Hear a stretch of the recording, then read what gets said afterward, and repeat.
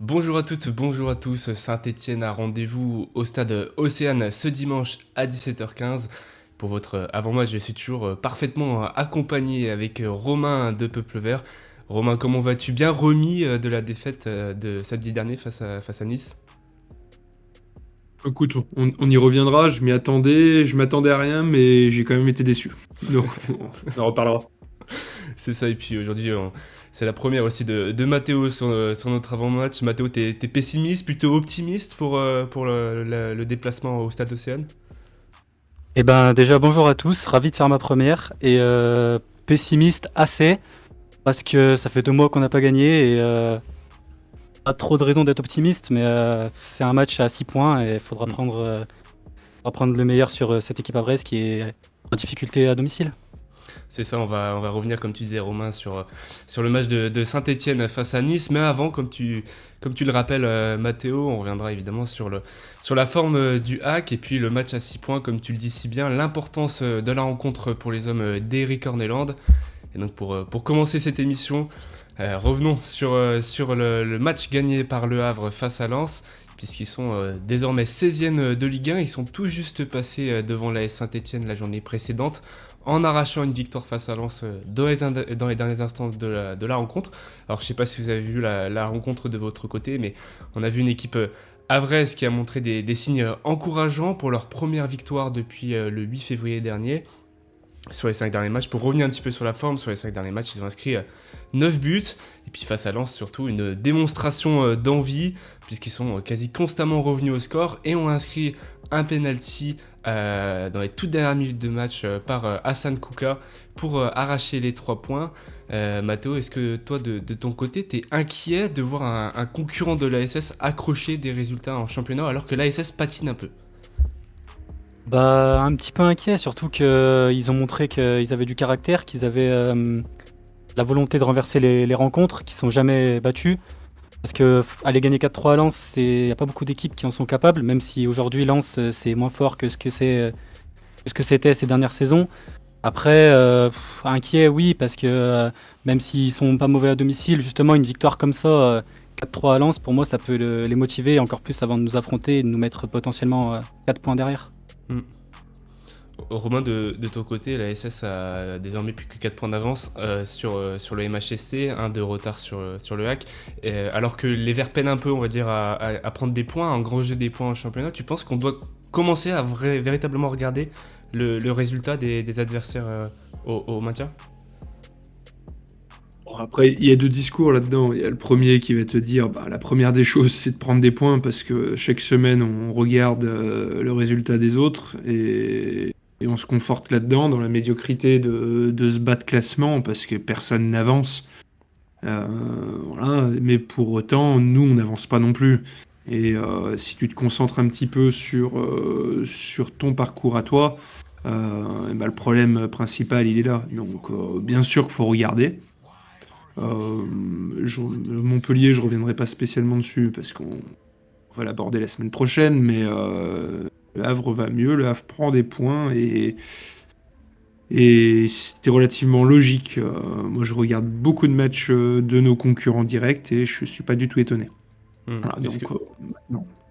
est-ce que on a pu voir une équipe havraise qui avait vraiment la volonté d'aller accrocher ces 3 points? Est-ce que ça t'inquiète? Est-ce que tu as l'impression que ça manque à la SS justement? C'est la différence qui pourrait être entre les deux formations. Alors, je peux faire un petit focus sur le Havre de ce que je pu voir cette saison. C'est une équipe qui n'a pas gagné chez elle depuis le 3 novembre. C'était une victoire 1-0 contre Montpellier. C'est une équipe qui joue à 5 derrière avec des pistons, un petit peu comme on a pu connaître à saint mais qui le faisait depuis plusieurs saisons et qui a changé son fusil d'épaule début janvier en recevant Lens. Alors ils avaient quand même perdu, hein, mais ils sont restés dans cette lignée-là. Contrairement à Montpellier qui s'est affaibli cet hiver avec des moyens très très limités parce ils ont des restrictions de la DNCG suite à des difficultés économiques. Ils sont quand même parvenus à se renforcer. avec un attaquant de pointe qui est arrivé. C'était une de leurs grosses carences parce qu'ils ont essayé plusieurs personnes devant et ça n'a jamais collé. Là, ils ont pris un Égyptien expérimenté, Hassan, qui est un finisseur. Ils ont solidifié leur entrejeu où leur russe Kouzeyev est blessé depuis longtemps. Ils n'ont pas trouvé forcément de solution dans l'entrejeu avec Keshta qui est pas au rendement de l'année dernière en termes de régularité. Targalin qui est parti du côté des Pays-Bas. Feyenoord si je dis pas de bêtises. Et du coup, ils ont accueilli Diawara de l'OL et Junior Manga qui sera suspendu contre nous, qui viennent colmater un petit peu, apporter du muscle à un entrejeu où il y avait uniquement leur capitaine, Abdoulaye Touré, qui était présent. Donc, contrairement à nous et Montpellier, encore une fois, eux se sont renforcés. Et ça allait mieux ces dernières semaines. Moi, je suis pas surpris du résultat, même si le scénario est un peu exceptionnel, ils sont allés le chercher. Mais c'est une équipe qui est capable de sombrer, mais pour autant, c'est une équipe qui reste très courageuse, solidaire et qui lâchera rien jusqu'au bout. Voilà. Et ce que tu disais tout à l'heure aussi par rapport au fait que c'est la pire formation à domicile de Ligue 1, alors que les Verts se déplacent au Havre justement pour étayer un peu tout ça. Le Havre n'a gagné que 2 rencontres depuis le début de saison avec 10 défaites, 29 buts encaissés en 12 matchs. Mathéo, tu penses que c'est sur ce terrain-là qu'il faudra aller chercher pour aller prendre les 3 points au Havre ? Ils sont mauvais à domicile, mais est-ce que nous on est bon à l'extérieur? Non. On a pris 2 points en une dizaine de matchs aussi. Le dernier point qu'on a pris, c'était à Auxerre, il y a de ça maintenant 1 mois et demi. On est aussi mauvais à l'extérieur, si ce n'est pire que eux, je pense, à domicile. Faudra essayer de passer outre ce fait qu'à l'extérieur, pour l'instant, on n'y arrive pas. Et on enchaîne 2 matchs d'affilée à l'extérieur contre des concurrents directs. Donc c'est le moment ou jamais de, entre guillemets, prendre de la confiance à l'extérieur. Mais ces statistiques-là, c'est pas des choses sur lesquelles je me base, étant donné que nous non plus, à l'extérieur, comme eux à domicile, on ne performe pas. Ouais, moi, je suis d'accord avec Matt dans le sens où on n'a pas forcément d'avantage là-dessus du fait qu'on performe pas loin de Geoffroy Guichard. Pour autant, si on veut se sauver, ça passera impérativement par des résultats à l'extérieur, parce que là, on va au Havre, après on va à Montpellier, on ira à Reims l'avant-dernière journée. Si tu ne prends pas tu déverrouilles pas ce problème-là, parce que c'est un véritable problème avec les problèmes défensifs, mais on y reviendra. Si tu ne prends pas de points à l'extérieur, vu les équipes que tu vas recevoir, Paris, Lyon, Monaco, Brest, Toulouse, etc., ça va être très très compliqué de penser au maintien. Pour moi, c'est indispensable d'aller accrocher des points à l'extérieur, d'aller en gratter. Alors, est-ce que le Havre, dans ce contexte qu'on connaît, c'est le meilleur adversaire pour déverrouiller ce blocage? J'ai envie de dire, je suis pas loin de le penser. Parce que aujourd'hui, alors le Havre, si on regarde sur les 5 derniers matchs, ils sont plutôt milieu de tableau, hein, donc ils sont sur une bonne dynamique, ça va mieux. Mais ça reste 29 buts encaissés en 12 matchs à domicile. Ils sont sur une moyenne similaire à la nôtre, de manière générale. Donc va falloir aller les secouer et revenir avec quelque chose impérativement. On reviendra à la fin de l'émission justement sur l'importance d'engranger des points pour cette rencontre. Mais est-ce que tu penses que on peut s'attendre à un scénario similaire au nul accroché face à Auxerre, Romain? Je pense que ça sera une rencontre assez différente. Sur la rencontre en tant que telle, c'est une équipe, le Havre, qui se livre pas, qui essaye d'être plutôt en bloc et qui va vite devant avec des joueurs qui sont plutôt physiques, puissants, mais pas forcément ultra adroits, balle au pied, mais qui peuvent avoir des fulgurances. Je pense, et c'est ce qui me fait un petit peu peur. Je pense à un Casimir qui revient bien, je pense à Antoine Joujou là, qui était sur le banc, mais qui percute et qui arrive bien à créer des décalages. Et je pense aussi à Soumaré qui est plutôt bien en forme parce qu'il vient de marquer à Lens. Ayew Il y aussi. a ces 3 joueurs et avec 2 joueurs dans l'axe qui sont plutôt à la finition avec un André Ayew s'il y a un ballon qui traîne et Hassan il a plutôt le même profil. Mm. C'est une équipe qui, sur les coups de pied arrêtés, sur les cafouillages, des choses comme ça, ils ont des arguments aussi pour nous faire mal. Et là-dessus, je pense que nous, on va pas se travestir. On va avoir la possession, à mon avis, et faudra par contre bien gérer ces périodes de transition à la perte de balle. C'est ça. Des Stéphanois, en tout cas, pour débriefer un petit peu la défaite de Saint-Etienne face à Nice, des Stéphanois qui ont donc concédé leur 15e revers de la saison samedi dernier face aux Aiglons. On a vu des Verts qui n'ont pas été en capacité de faire grand-chose avec un niveau affiché bien trop faible malgré une bonne volonté d'imposer le rythme en début de la rencontre. On a eu des tentatives de faire le jeu, mais ils encaissent dès la 10e minute de la rencontre sur un but de Rosario. Au final, les Verts encaisseront donc 3 buts, dont un contre son camp à la 52e minute de jeu. On aurait même pu voir les Verts en encaisser un peu plus, avec pourtant une possession plutôt stérile, 62%, pour revenir sur ce chiffre. Mathéo, tu tires quels enseignements, toi, de ton côté, de la défaite 3-1 face à Nice? Bah que déjà dans un premier temps on n'apprend pas vraiment de nos erreurs parce que une semaine avant contre Angers on en prend 2 au bout de 15 minutes et que là bah, contre Nice encore une fois notre entame de match elle est pas bonne, on est dans la réaction parce qu'on va égaliser à la réaction et après c'est un match difficile à analyser dans le sens où la première mi-temps on fait une bonne première mi-temps mais pour moi parce que Nice ne joue pas vraiment dans la première période et en deuxième ils ont un petit peu haussé le niveau et derrière on n'a pas pu suivre et on a perdu le match assez logiquement en deuxième. Là-dessus, je vais simplement atténuer. Je pense que oui, Nice a raté son entame. Bon, son entame, il marque quand même avant nous, hein. Mais il marque complètement contre le cours du jeu. Je pense qu'ils ont été peut-être un petit peu pris à froid par l'énergie déposée par Sainté. On peut dire les discours d'avant-match, ils ont beau rappeler Francaise, etc., que ça allait être compliqué. N'empêche, quand tu regardes les matchs de Sainté et que tu leur en as mis 8 à l'aller, je pense que dans ton inconscient, tu fais pas forcément les mêmes efforts et tu peux faire preuve de suffisance. Et c'est ce qu'on a vu du côté niçois en début de match. Et le problème qu'on a eu, à mon sens, c'est qu'on fait une bonne première. Moi, j'ai rien à leur reprocher, si ce n'est une chose, c'est qu'à chaque fois que les autres viennent, eh ben, ils plantent. Et en jouant comme ça, eh ben, c'est très très compliqué d'arriver à être serein, d'arriver à gagner, d'arriver à même décrocher un point.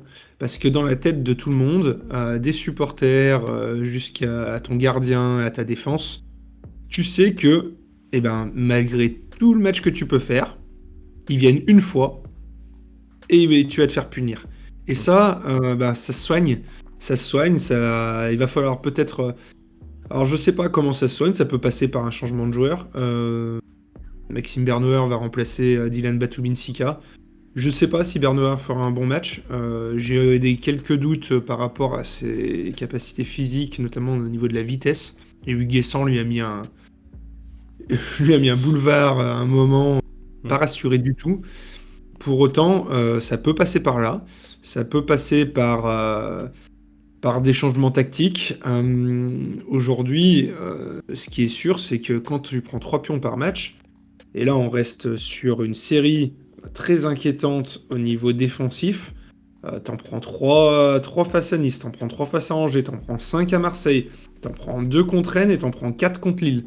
Alors à chaque fois, il y a des scénarios différents, hein. Je pense qu'il faudrait aussi qu'il y ait un scénario qui tourne un petit peu en notre faveur, qu'on ouvre le score, parce qu'on court tout le temps après le score, et c'est très compliqué mentalement. Et j'ai rien à leur reprocher sur leur première, moi. C'est plutôt sur la seconde. Quand je vois le second but, j'en parlais avec Mathéo et les autres hier. Je l'avais pas regardé parce que j'avais mal à la tête. Mais tu prends un second but et le mec il joue un corner à 2 et toi tu vas le chercher tout seul. C'est des erreurs de concentration et derrière ça finit avec une filoche dans ta cage via nader. Mais t'as pas le droit de faire ça. T'as pas le droit de faire ça, et ça, c'est des problèmes de concentration, de confiance et d'expérience. Voilà, donc ça, va falloir y régler. Mathéo, comment t'interprètes toi de ton côté justement cette incapacité des Verts à aller réussir à marquer le but et puis surtout à encaisser à la moindre occasion adverse? Tu soutiens là cette idée que un problème de confiance, un problème moral? Un petit peu, oui, quand même. Ça fait encore une fois 2 mois qu'on n'a pas gagné, donc la confiance, au fur et à mesure des semaines, elle peut pas monter si tu gagnes pas, si tu prends pas des points, si les scénarios ne tournent pas en ta faveur. Parce que contre Angers, le scénario tourne en ta faveur, mais au dernier moment, bah, tu retombes un peu dans tes travers avec ce penalty et cette égalisation. Et je pense que c'est un match qui a pu faire mal encore plus avec 1 mois et demi sans gagner déjà. Et maintenant, bah ouais, on n'arrive pas à emballer les matchs, on n'arrive pas à prendre l'ascendant, à marquer le premier but, à mener au score. La dernière fois qu'on a mené au score, c'était à Lille. Et derrière, on en a pris 4. Bon, il y a eu l'expulsion pardon, de Batu Binsika, mais on a mené au score une fois sur les 2 derniers mois, limite, à part Reims. C'est très compliqué à ce moment-là. Après, je trouve qu'il y a quand même un visage relativement... alors, je sais pas le terme, rassurant, mais Encourageant. j'ai l'impression de revoir une équipe entreprenante qu'on avait entrevue au début de Horneland. Moi, j'étais très inquiet du match qu'on a fait contre Rennes, même s'il y a des faits de jeu, etc. J'étais très inquiet du match qu'on a fait à Marseille, même si je m'attendais à rien. Là encore, j'ai été très déçu et inquiet. Mais contre Angers, il y a eu une certaine révolte et que j'ai retrouvé sur la première période. Tout doucement, on retrouve du monde. C'est pas négligeable, c'est pas un détail pour moi de retrouver Aymen Mouefek aujourd'hui, de retrouver Ivan Masson qui se remplit semaine après semaine. Et on va avoir besoin de tout le monde parce qu'on a zéro marge. Déjà, au départ, on a un effectif qui est dans les pires effectifs de Ligue 1. Après, ça va jouer sur des détails. Et ça peut être un détail comme pour Guichard, son public, ça peut être un détail qui fait tourner la balance, qui fait tourner la pièce du bon côté. Et le fait d'avoir tout ton effectif, si vous regardez un petit peu, comparez le nombre de blessures qu'il y a et d'indisponibles du côté de Montpellier, du Havre, de Reims, ils sont loin d'avoir tout le monde à disposition, eux. Et là, petit à petit, je sens des joueurs qui reviennent. C'est encore très très loin d'être suffisant. Mais de toute façon, ces joueurs-là, on a un manque de talent qui est clair et net. Donc il va falloir qu'ils soient à 130%. S'ils sont pas à 130%, on gagnera rien. Voilà, qu'on se le dise.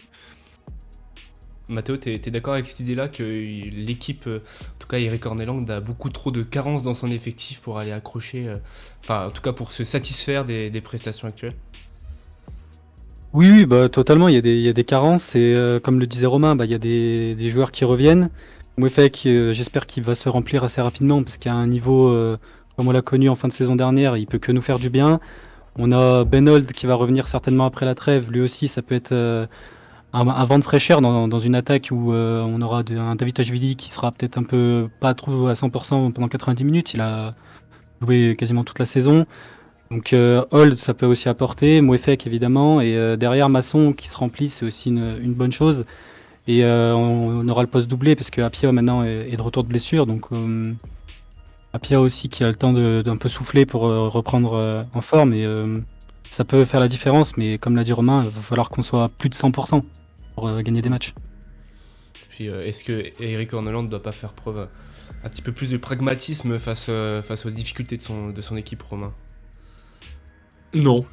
Non, moi alors, si vous voulez, là-dessus, je sais que je vais pas forcément me faire des copains, mais c'est pas. Quand tu commences à te contredire, c'est là où tu perds ton vestiaire.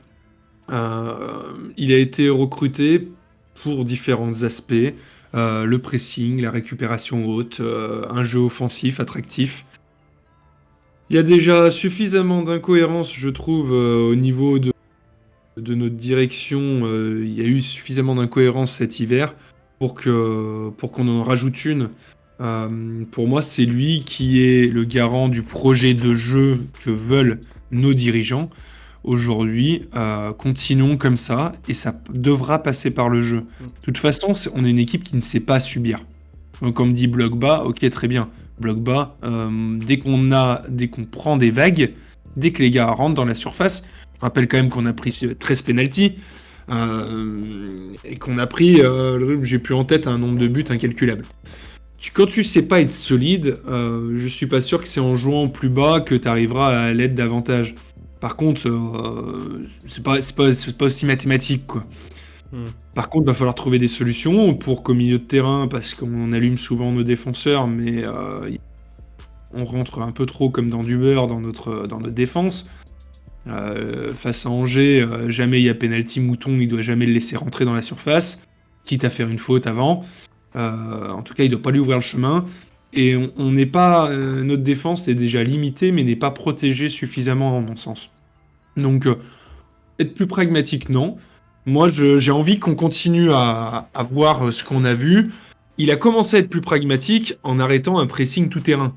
Parce que les premiers matchs, si vous vous rappelez bien, dès que les défenseurs adverses, voire même le gardien avait le ballon, on y allait à 2, 3, 4, tout le bloc y allait. Il a vu que le décalage se faisait vite et que derrière, t'étais vite à la ramasse. Aujourd'hui, c'est quelque chose déjà de plus raisonné. Je pense qu'il a fait déjà preuve de pragmatisme, à mon sens. Maintenant, qu'est-ce qu'il faut encore changer ? Moi, je pense qu'il faut continuer à appuyer et être plus méchant dans les zones de vérité. Que ça soit devant ou derrière, parce que devant, on en rate encore aussi. Mathéo, tu penses que le maintien passera justement par le projet de jeu mis en place par Eric Orneland ? De toute façon, on a déjà essayé de jouer bas, de subir. On a vu ce que ça a donné sur les 6 premiers mois. On a pris des scores inattendus et trop répétés. Le 8-0 à Nice, le 5-0 à Rennes, il y en a eu d'autres, mais le 4-0 contre Marseille en coupe aussi, où on subit est pas mal. Jusque-là, le bilan mathématique d'Eric Orneland est, je crois, un poil en dessous de celui d'Olivier Dalloglio, puisqu'aujourd'hui on est à 0,67 points pris par match, ce qui est à peine en dessous d'Olivier Dalloglio. Alors est-ce que la question se pose vraiment sur la solidité Qui n'a pas affronté toutes les mêmes équipes qu'Olivier Dalloglio. C'est pour ça là qu'encore il va affronter deux concurrents que Olivier Dalloglio a réussi à battre Montpellier, mais pas Le Havre. Et Le Havre, c'était le premier match à domicile, je crois. Et on a on a été battu par une équipe qui en voulait plus que nous et qui a su marquer au moment où ils ont eu les occasions pour.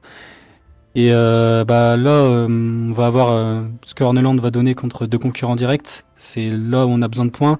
Et je pense que ça passera par son jeu, parce que contre Le Havre, je m'attends à avoir la maîtrise du ballon. Et il va falloir être efficace devant et derrière ne pas concéder à chaque remontée de balle à Vraise, quoi. Moi, je pense que c'est indispensable qu'on retrouve aussi un Zourico qui a porté l'équipe pendant quelques semaines.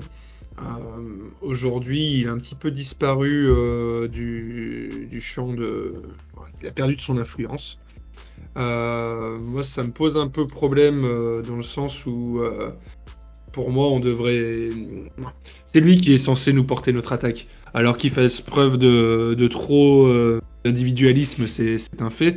Mais ça, pour moi, c'est vraiment... Il y a vraiment cette nécessité à ce qu'il redevienne plus décisif. Parce que sans ça, ça va être très très compliqué. C'est vrai.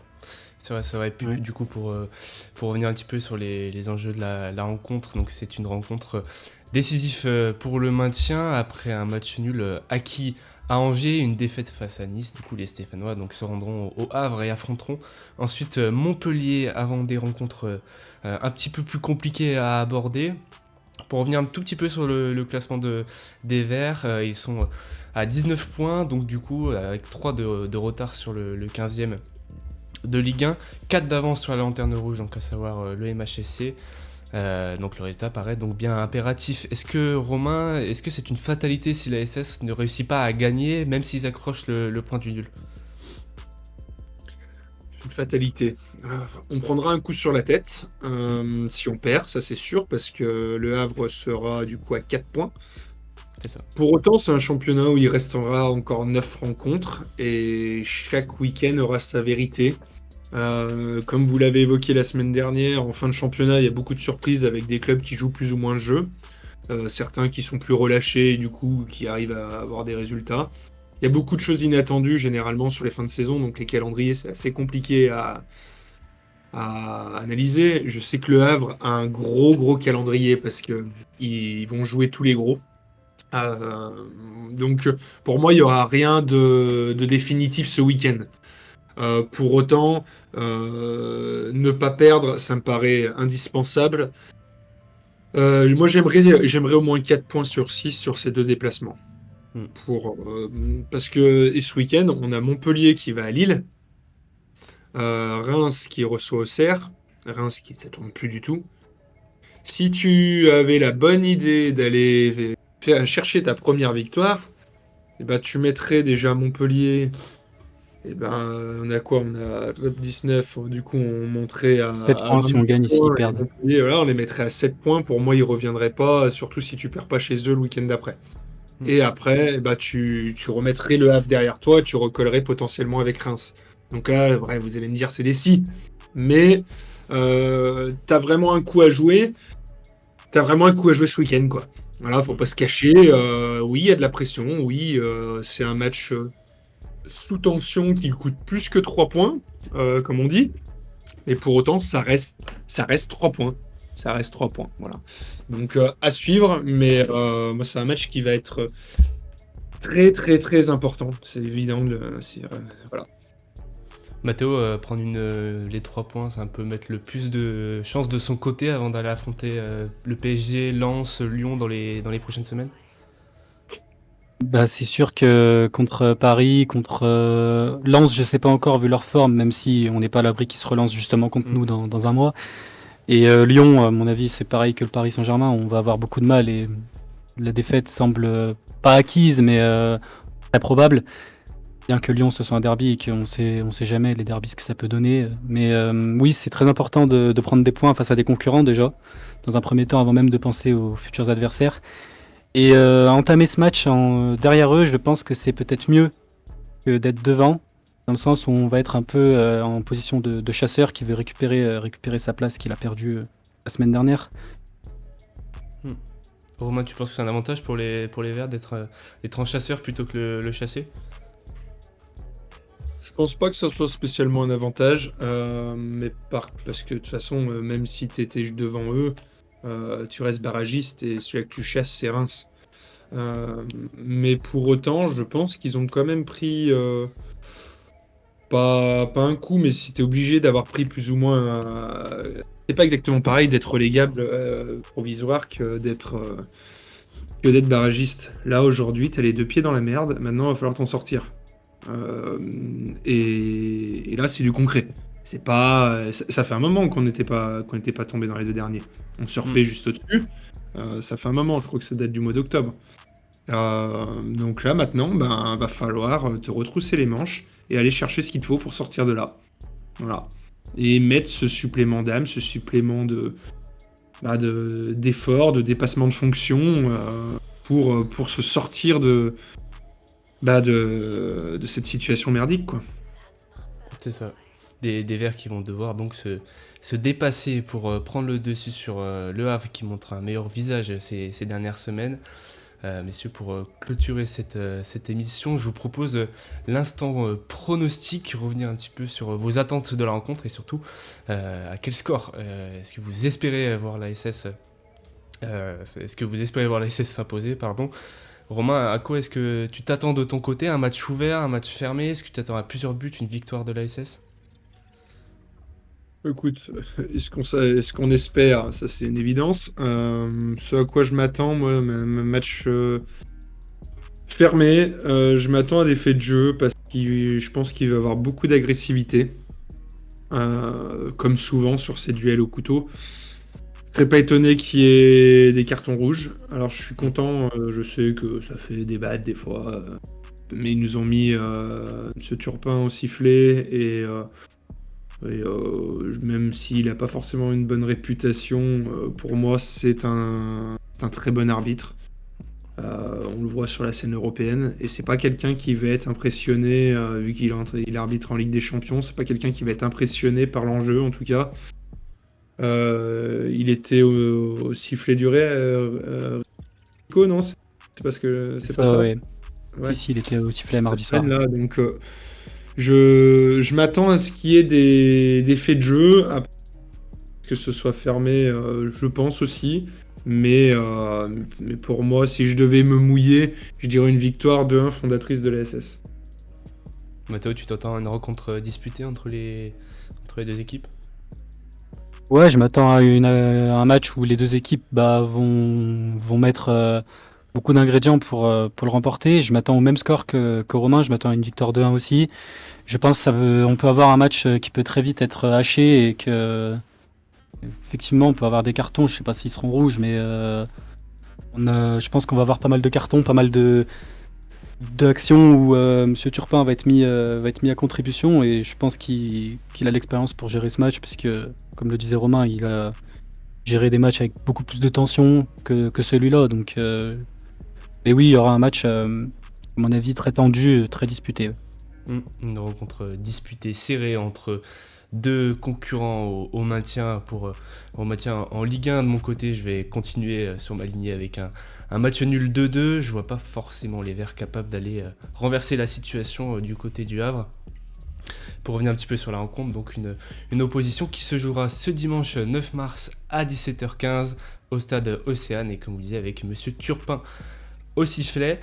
Merci de nous avoir écoutés. Je vous invite donc à vous abonner à la chaîne de Peuple Vert si ce n'est pas déjà fait, et puis surtout à nous faire vos pronostics en commentaire et vos retours sur la qualité du contenu comme d'habitude.